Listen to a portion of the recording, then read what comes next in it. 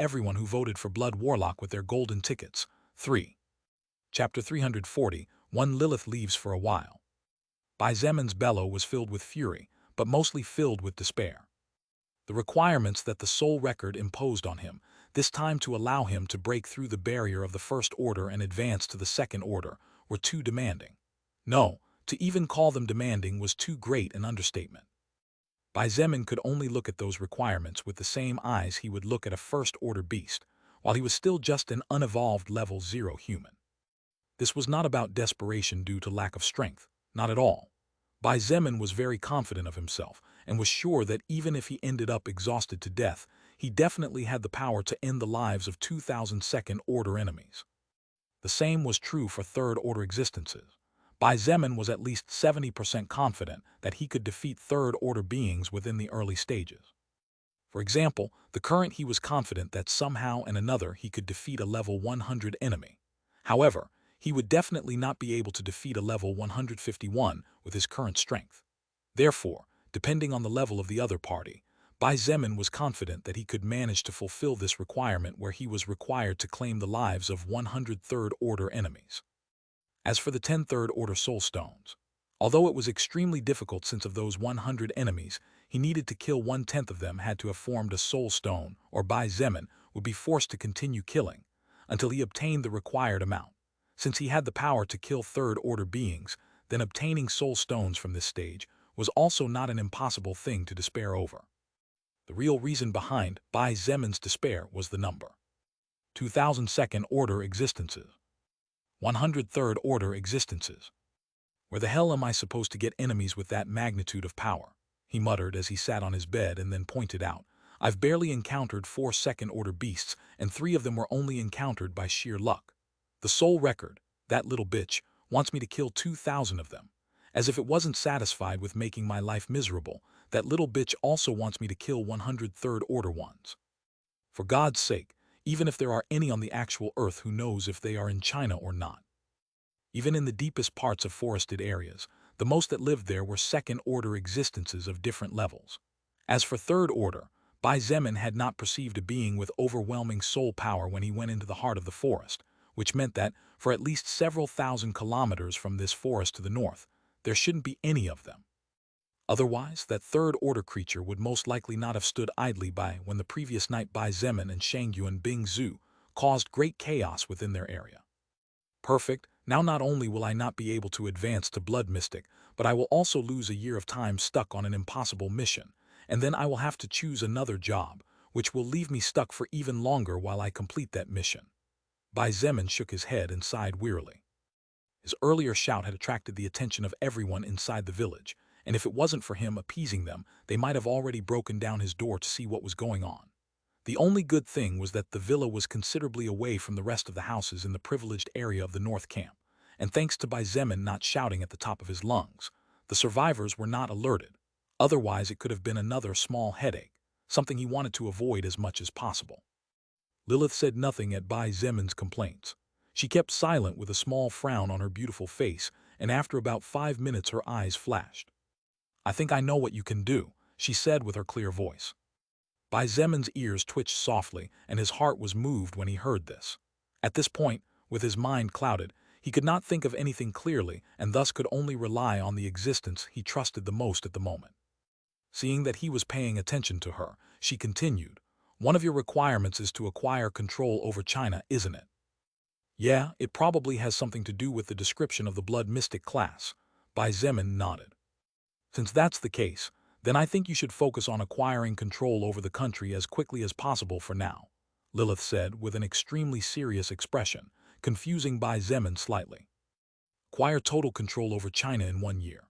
Bai Zemin smiled bitterly and shook his head. "Lilith, could it be that you forgot? It's been over 1.5 months since the apocalypse broke out on this planet, and in that time I only managed to acquire control over what? 1,000, 2,000 kilometers. I haven't even acquired control over a district yet. How am I supposed to acquire control over this entire Earth in such a short time?" Bai Zemin was aiming to sometime acquire control over China, but that was a goal he was aiming to be able to achieve in approximately 2 to 3 years of time. As for 1 year, such a thing never crossed his mind. From his point of view, it was impossible to dominate humans, beasts, and who knows what else in such a short time. "That's where you're wrong," Lilith smiled slightly and pointed out. "Although your requirements are indeed insane, this isn't the first time the Soul Record is asking an existence to control an area." Oh, Bai Zemin was immediately interested. "Look, the Soul Record is an unknown entity, but one which within the reasonable is quite fair. Let me give you a clear example of this," Lilith pointed out earnestly. "While intelligent beings receive 2 stat points every time they level up, unintelligent creatures receive a large amount of stat points when they cross the threshold from an order to the other, since they are naturally unable to decide which stat to enhance." Bai Zemin nodded silently. Indeed, he knew this and had to admit that within reasonable, the Soul Record was doing a good job whatever its goal was, if it had one to begin with. Lilith continued, "Over the millennia, many beings have studied the Soul Record, and after many years came to the conclusion that this entity for some reason wanted to make a perfect existence. As to what a perfect existence is, no one knows exactly. However, since that is the case, it is also reasonable to assume that the Soul Record works differently depending on the magnitude of difference between races and the limits imposed by the birth." Seeing Bai Zemin paying attention, she continued, "So, for example, given that beasts and humans walk different paths at least until beasts acquire intelligence and humans acquire comparable physical bodies, I believe that the requirement to control China to evolve into Blood Mystic refers to controlling humanity within Chinese territory. After all, China exists because humanity exists." Bai Zemin's eyes suddenly lit up when he heard this, and he slowly stood up. "Why did China exist? No, better said, why did land, air, or sea boundaries exist? It was precisely because mankind marked those boundaries. Without mankind, China would not exist and the Earth would be just a huge piece of land bound together." Seeing that he seemed to understand, Lilith smiled slightly and finished, "So, I think what the soul record means by acquiring control over China refers specifically to ruling over the humanity of the Chinese territory. While you will have to go all over the country to accomplish this, things are completely different from acquiring control while eliminating beasts, zombies, goblins, and who knows what.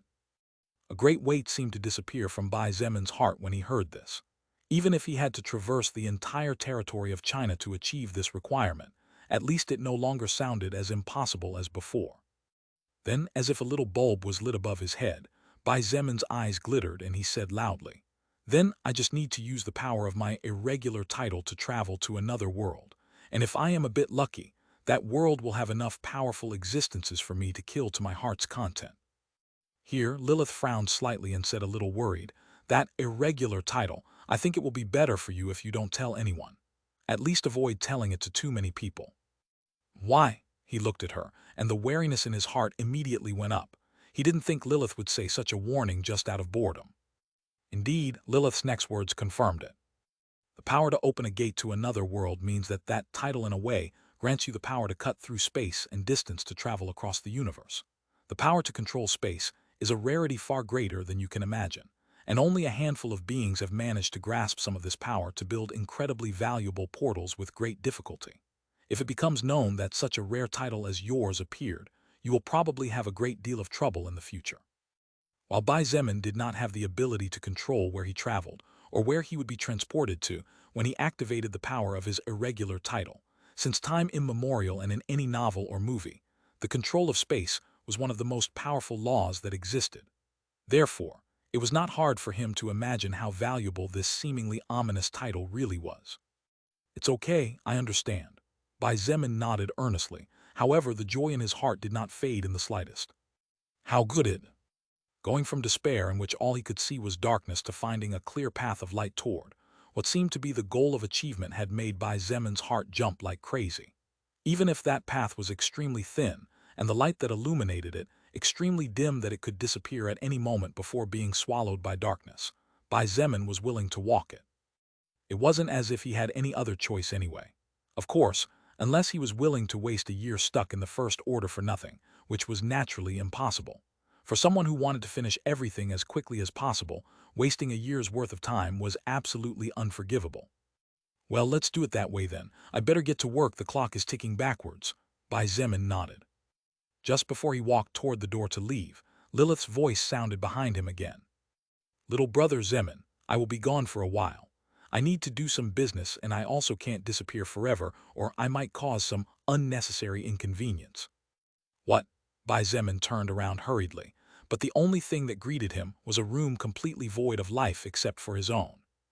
Lilith's voice lingered even though she was no longer there. "While I'm at it, I'll try to find ways to help you study the actual capacity of that title of yours. Don't miss me too much. See you again soon." The smell of sweet, fresh roses floated silently into the room. The curtains lifted at a gust of wind, and that exquisite aroma that Bai Zemin loved so much assaulted him, leaving him standing for a long time unable to react. He didn't know if it was his imagination or not, but somehow he felt someone leave a small kiss on his right cheek. Maybe it was just himself, his brain playing tricks on him. Bai Zemin didn't know. But the one thing he did know was that he suddenly felt a little bit emptier than he already did by default, and a confused look appeared on his face. Backslash backslash backslash backslash backslash backslash backslash.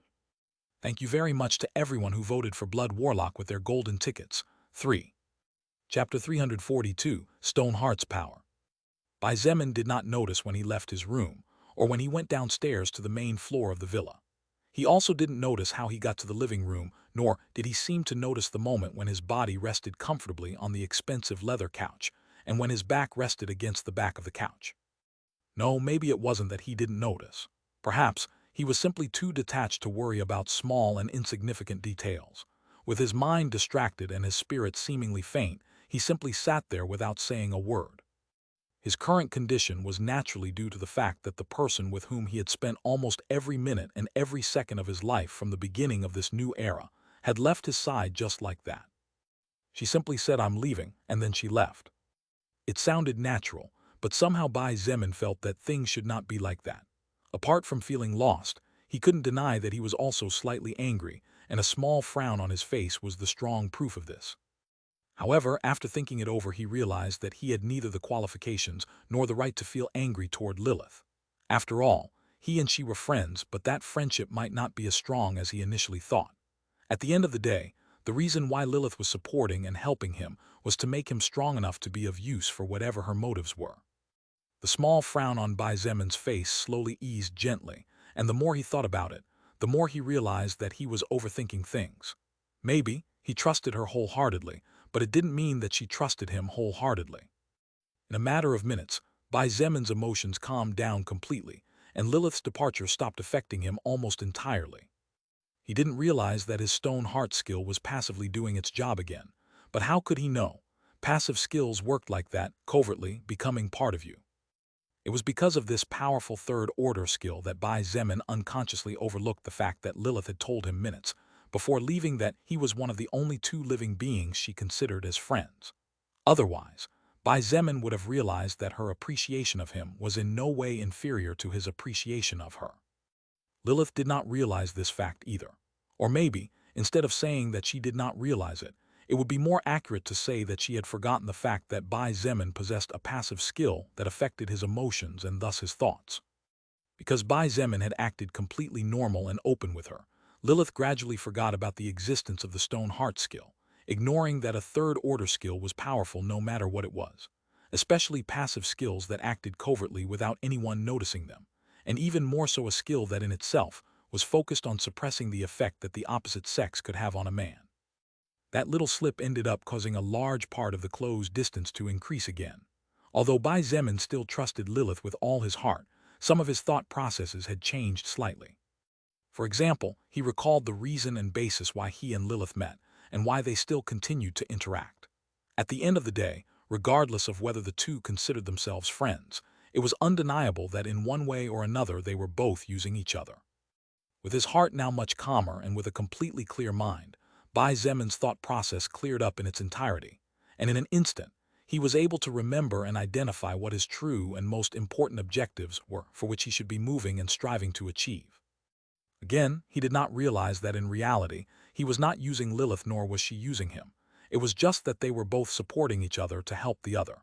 It was a big change of seeing things, which naturally could cause thoughts to change completely along with emotions. When he raised his head for the first time since sitting on the couch, his black eyes immediately met the gaze of two beautiful and charming sky-blue eyes. Shangyuan Bingzhu was sitting on the couch opposite Bai Zemin's, being separated only by a small glass table placed in the middle. Her bright eyes stared at him, studying his changing expression and trying to understand the reason why he was suddenly acting so peculiarly. Seeing him raise his head to look at her, Shangyuan Bingzhu lifted one of her smooth, shining legs and with the elegance of a princess crossed it nimbly over the other. Then she said in a somewhat perplexed voice, "Are you sure you are all right? Earlier you let out a furious shout that could be heard from here clearly, and just now you looked as if your soul had flown away from your body somewhere, but a few minutes later, you regained your composure." In fact, Shangyuan Bingzhu somehow felt that the person in front of her suddenly looked colder than before, which confused her greatly. However, she denied these thoughts immediately as they did not make any sense. After all, a few hours ago everything was perfect, and she didn't remember having any disagreements with him. About that, Bai Zemin sighed, and after a moment's consideration decided to tell part of the truth but not all of it. After all, Shangyuan Bingzhu was an incredibly intelligent woman, and he was aware that if he lied to her and she realized, it would be damaging to both of them in the end. Therefore, after taking a second to think, he narrated that he had already reached level 50 and had chosen his next path of evolution. However, the problem was the requirements. 2000 second order and 103rd order.